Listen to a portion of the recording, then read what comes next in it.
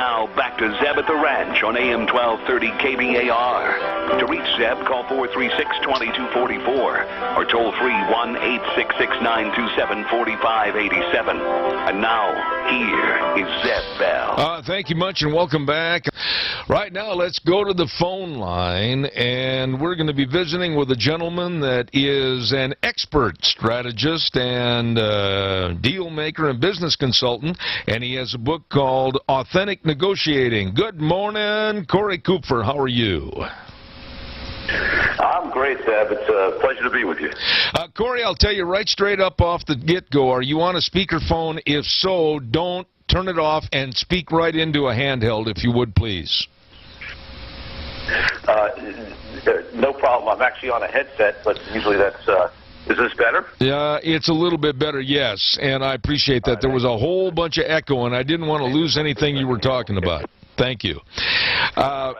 Very good, Corey. I appreciate it. Corey, the Trans-Pacific Partnership Agreement, I'm glad that we pulled out of it, because I would say this about most trade agreements: the United States has always ended up on the short end of a very dirty stick, and it seems like we do more to promote and help other countries than we do our own. Am I wrong? What are your thoughts? Well, listen, I think that's been a challenge over time. The interesting thing about the TPP in particular, if you really study it, is that, like most trade agreements, it hurts some and it helps some. And I think that's why there's some pressure now on President Trump to reconsider it, because it's especially with what's going on with our farmers between the TPP and what's happening with China. They're getting hurt right now. All right. Where the pressure is coming from in terms of the U.S. interests. All right, Corey, nobody, and I mean this, nobody is more pro-agriculture than I am. I grew up in it. I've been a part of it. It's been my mainstay of my life, and I'm 70 years old. But I don't agree with giving away the farm, literally, on trade agreements. Why can't we, through the Trump administration, have a hard nose-to-nose negotiation where it's going to be good for our farmers, but then good for everybody, both sides of the table? Well, listen, I think that's what President Trump is going to try to do.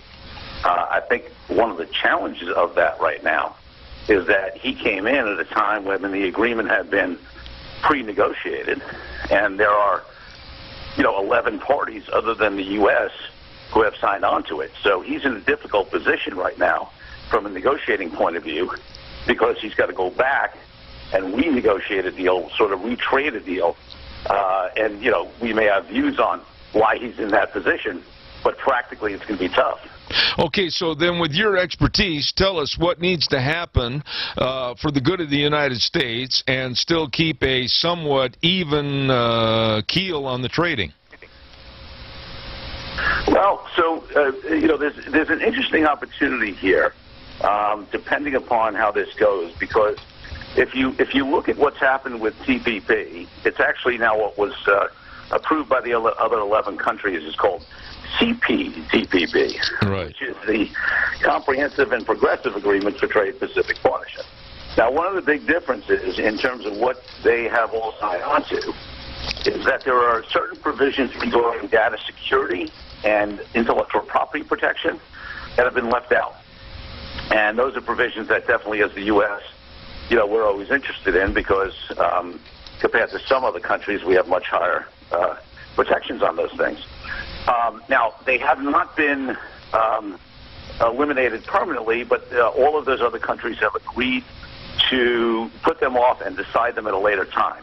So I think that's a place where we have an opportunity to negotiate, to say, hey, listen, we want those provisions in that protect our intellectual property on that data security.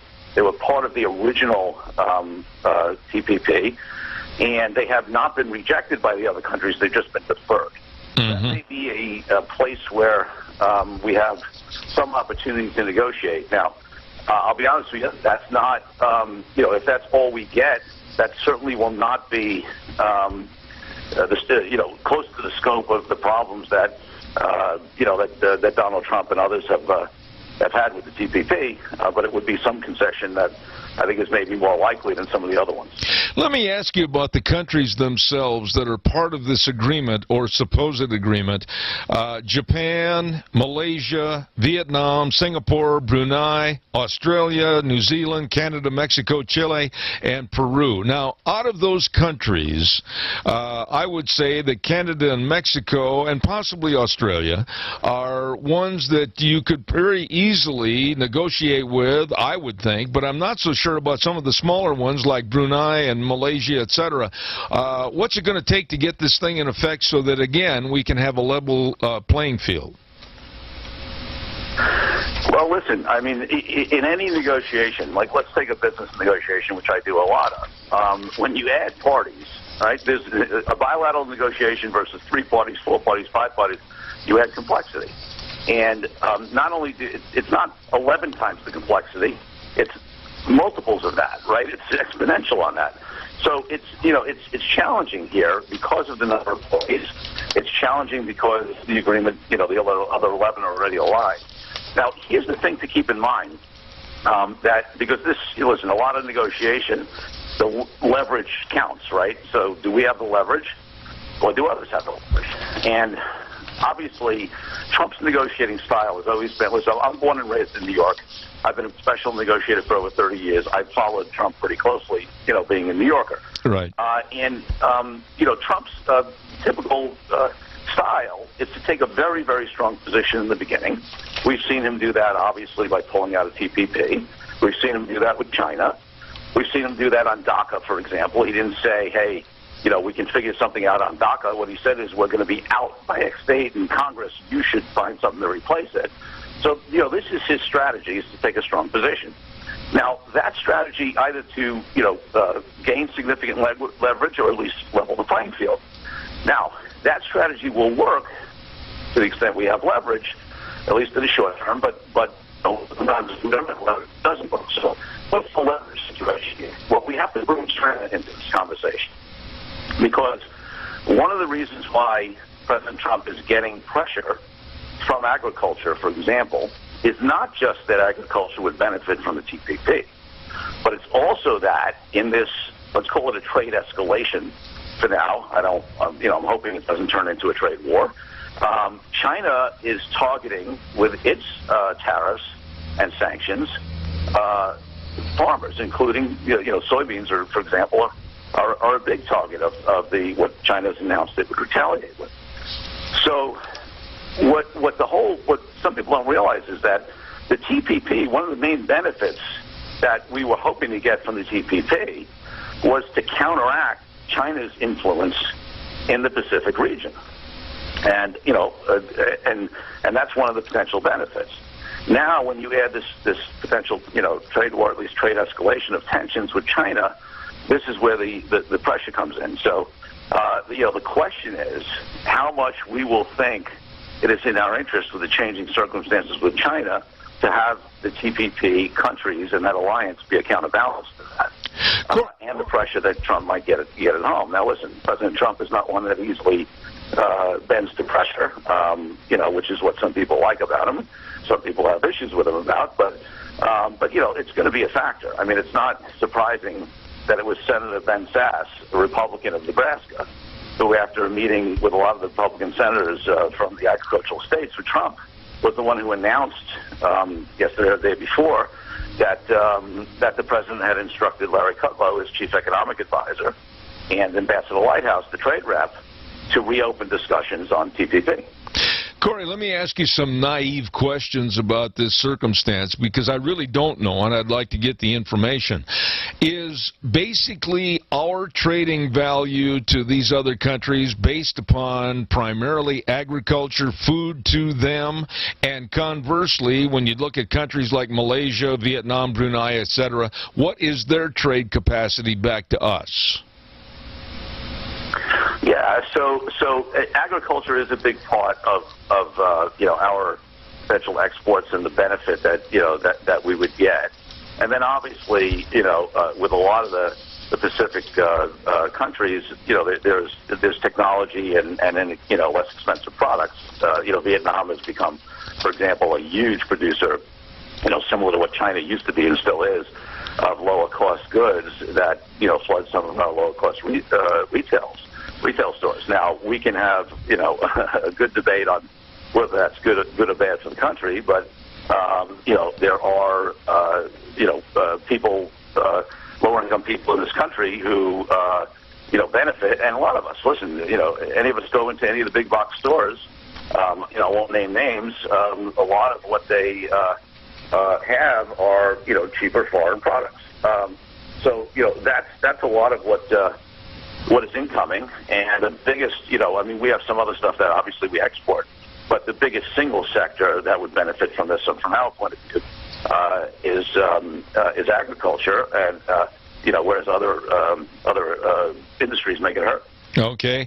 Now, if you were appointed as the chief negotiator today to make a deal to re-implement or reinstate TPP, what would Corey Kupfer do to make this an equitable deal for all parties involved? What would you do? Well, I'll start, with what I said before, which is, to me, the easier conversation, which is we definitely need data security and intellectual property, protections. Right. I mean, one of the biggest challenges we've had with various of these countries, and certainly China is not part of this, is the lack of protection for our intellectual property. The fact that goods are ripped off and reproduced, and there's not the kind of laws and protections that we have here in some of these countries, or the laws are not enforced in terms of our intellectual property, so that our technology and inventions and branding is protected. So I think that there's a reason that was in there to start, and that certainly has to be a significant starting point. In terms of the other provisions of the TPP, really, you'd have to go down industry by industry and take a look at. And listen, here's the thing we have to recognize. Negotiation, you can't get everything you want in a negotiation. There's always got to be trade-offs. So if we're going to help agriculture, we may need to, hurt another segment, and those people in that segment are not going to be happy. I frankly think, and this may be, a little, not inconsistent with your thinking or a lot of your listeners, but I actually think the concept of TPP was a good one, and I think counteracting China's influence in the region is extremely important. Mm-hmm. I think that it is easy. Listen, I study history, and every major power, every empire, every country that has been a world leader over history at some point has no longer become that, right? Whether it's, the British Empire, or we can go on and on. So, and that happens sometimes militarily, but sometimes it happens economically. And we are in a global economy, whether we like it or not, and China is becoming more and more influential. So for me, from a U.S. America first interest, if you want to use a Trump phrase, I think actually the TPP as a concept helps us, because I think the threat, even if it on a micro level hurts some industries, I think the threat of China as a competitive world economic power is much more important and much more risk to the U.S. Than it is from any of these other countries who are trying to align with.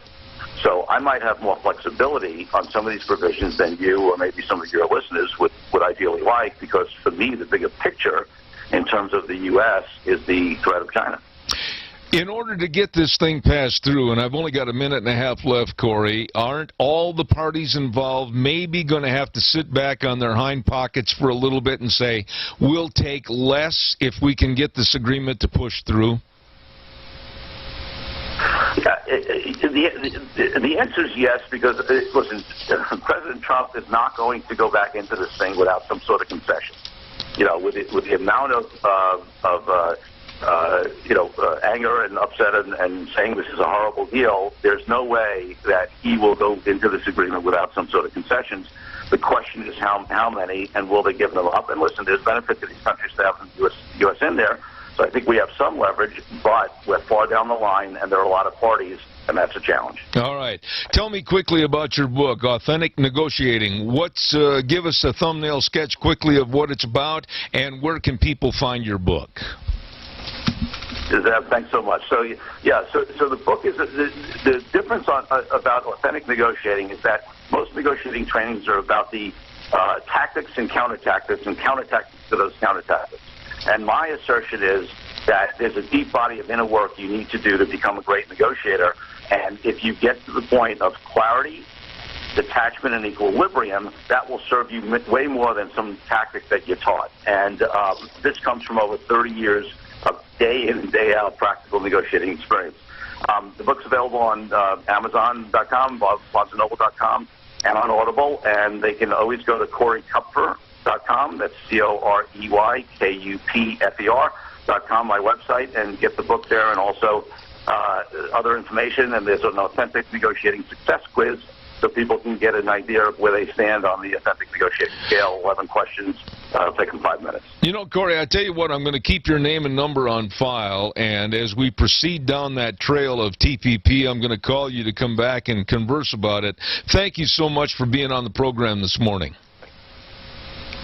Zeb, I appreciate being on. I'd be happy to come back. Very good. Corey Kupfer, and the author of Authentic Negotiating, talking about trade agreements. And thank you for being on the program on this Tuesday. Thank you very much.